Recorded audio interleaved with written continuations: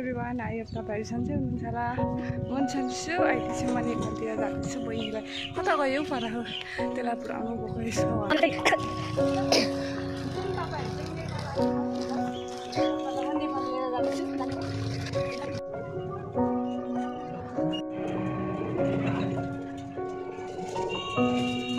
नेपाल आइपुग्यौँ हामी।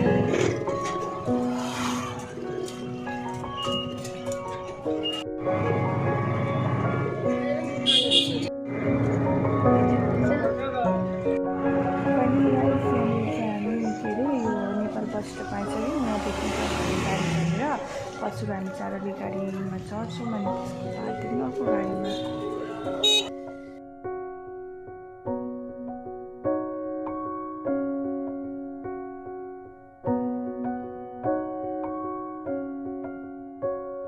फाइनली हामी गोदावरीदेखि आइपुग्यौँ। गोदावरीबाट हो पछि हामी स्किम हामी चाहिँ माथि जाँदैछौँ।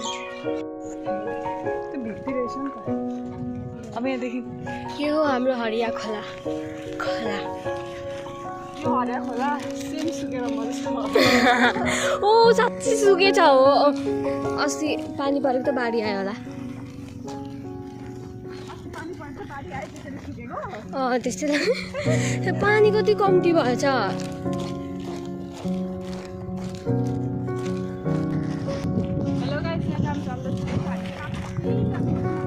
अब अझै माथि जानुपर्छ। म चाहिँ यो बोक्नु पुरा गलिसकेँ। यो उकालो पुरा छ अनि मैले के भन्छु भने यो चाहिँ कहिले ल्याएको त्यो सामान छ आफू भन्छु कि माया लाग्छ छोरी बनाएर हेरेर यति माया गलिसकेँ। हिँड्नु सकिनँ हिँड्न अब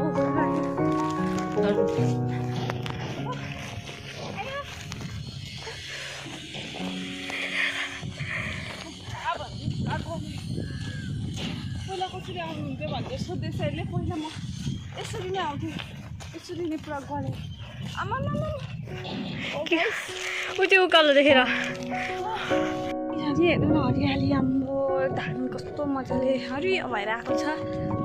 हाम्रो गाउँ चाहिँ यस्तो छ कि सुक्खा परेको खरेरी लागेको जस्तो छ। हेर्नु न उता पर पहाड मेरो फोनले राम्रो देख्दैन। यो पक्री त बहिनी यो कस्तो यो चाहिँ नजिकै छ कि उही छ तर फोनमा चाहिँ बहुत टाढो देखिँदैछ क्या।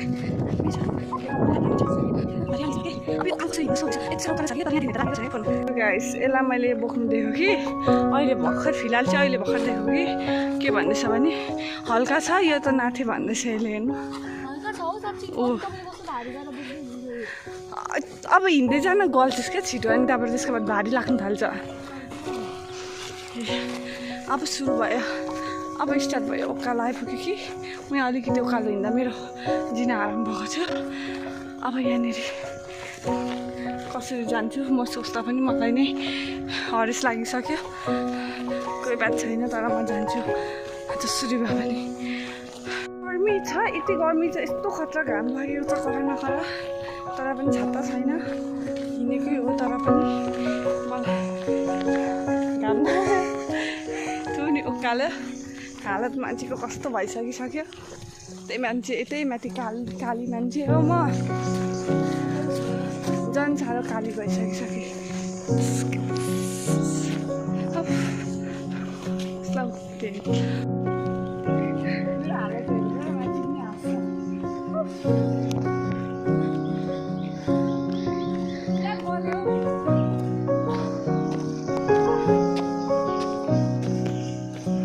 तपाईँलाई देखेर मजा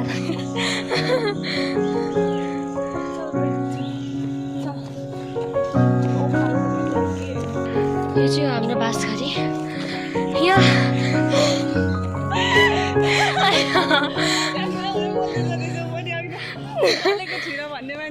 बाँसघारी हो। यहाँभित्र चाहिँ धारा छ कति चिसो पानी आउँछ।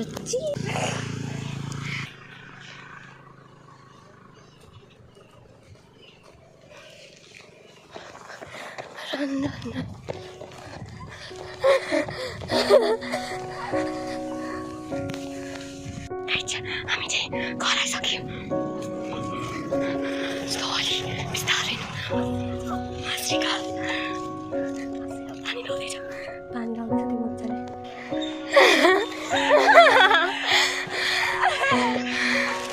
आमो कस्तो भएछस् त कस्तो भएछस् त कस्तो भएछस्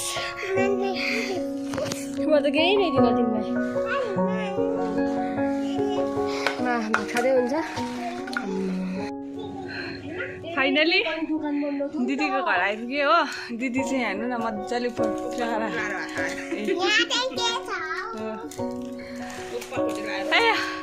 पुरा गल्यो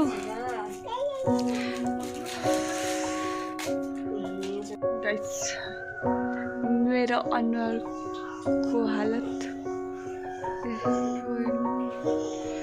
खतम भयो बुढेसकालले छुएर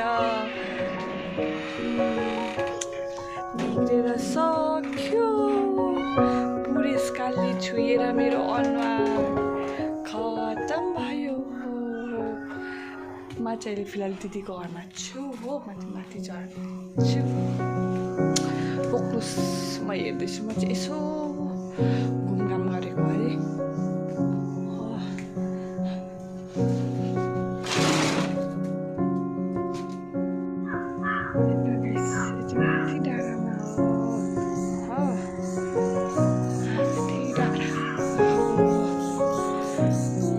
बुधबारे चाहिँ त्यस्तो देखिन्छ यहाँबाट चाहिँ मजाले देखिरहेको मेरो फोनले दामी देखिरहेको छ नि तर मेरो फोनले चाहिँ राम्रो देखिएन क्या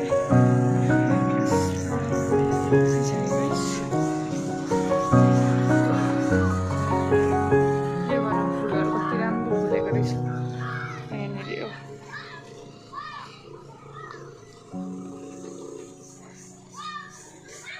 यतापट्टि यस्तो छ होइन यो चाहिँ हाम्रो बुधबारेको चर्च हो यो चाहिँ यो ठुलो चाहिँ गाइस अब चाहिँ म घरतिर जानु आँटेको कति बज्यो भने अहिले चाहिँ 5 बज्यो नेपालको 5 बज्यो पानी पर्ला पर्ला यस्तो हुँदैछ दिन चाहिँ तपाईँ जान्छु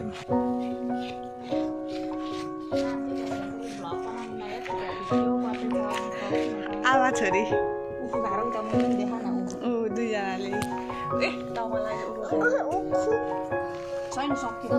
फर्किँदै हुनुहुन्छ बहिनी र म चाहिँ छोड्नु गएको यस्तो आन्टीलाई आधी बाटोसम्म कहाँसम्म छोडिदिनु छ आन्टी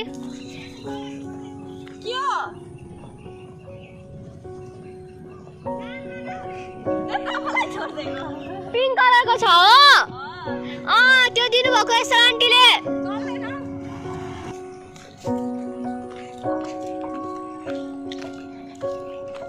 हेलो गाइज भिडियोको लाइक गरेर कमेन्टको सब्सक्राइब भन्नु न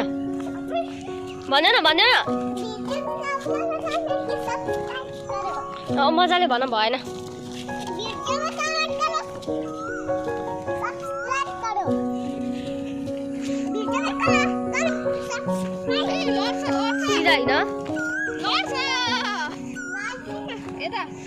रियालिटीमा अर्कै देखिरहेछ यहाँ क्यामेरामा अर्कै देखिरहेछ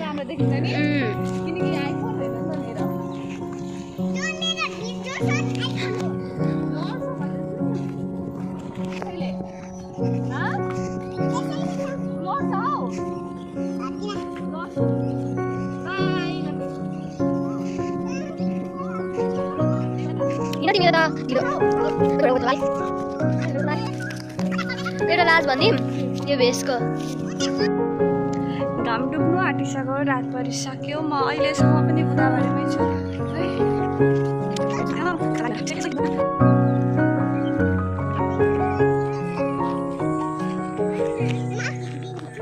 अब खिच्ने होइन मैले त यत्तिकै भन्न खोजेँ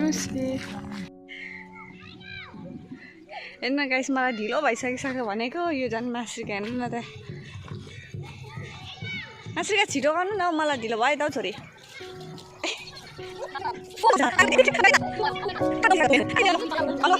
अलु छिटो गाइस म चाहिँ बुधबारको गाडीमा थिएँ त्यसको बाद 4 दिन गरेर त्यसको पनि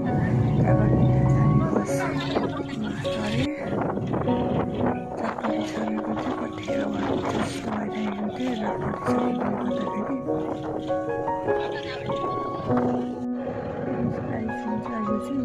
काका भित्तामा चढ्दा पनि टोटोमा चढ्दा जाँदैछु घरतिर माथिदेखि त्यो तल गाउँ नेपाली गाउँहरू छैन हो त्यहाँको हो नि त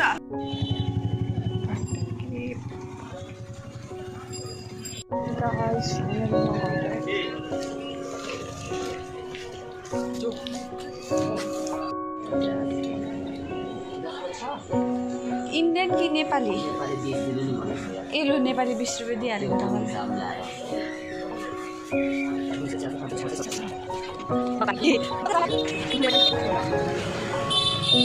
hello everyone thank you so much for watching my video आजको भिडियो कस्तो लाग्यो कमेन्ट बक्समा कमेन्ट गरिदिनु होला अनि यसरी नै सपोर्ट गर्दै जानु होला अनि जसले सब्सक्राइब गर्नुभएको छैन उहाँले सब्सक्राइब गरिदिनु होला आजको लागि यति नै by by guys good night